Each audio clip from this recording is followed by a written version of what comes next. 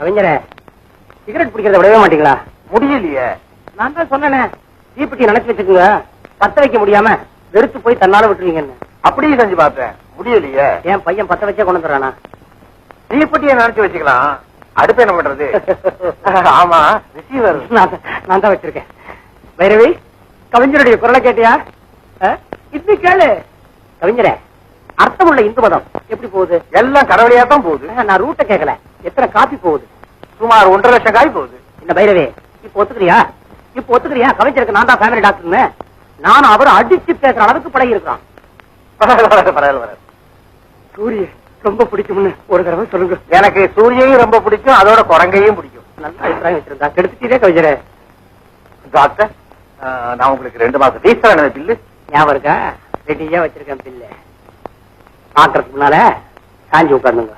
ஏன் பார்த்தா சாஞ்சிருவனும்? ஃபீஸ் 385 ரூபாய். அவ்வளவு. டாக்டர், நான் உங்கள ஒரு வாழ்த்து பாட்டுமா? ஆஹா, வாழ்த்துங்களேன், வளர வேண்டியவன். அருமருந்துகள் போன்றவர் தமிழ் அரசராம் திருவள்ளுவர். புரியுதா? திருவள்ளுவர் பார்த்திருக்கேன். அருமருந்துகள் போன்றவர் தமிழ் அரசராம் திருவள்ளுவர். பெருமருந்துயர் பக்தி என்பதை பெரியவர் பலர் பேசுவர். சுரமருந்தென எதனையோ தரும் சூரி என்ற மருத்துவர். சூரி என்ற மருத்துவர் கரிமெலிந்தது போல் மெலிந்தவர் காலகாலங்கள் வாழ்கவே.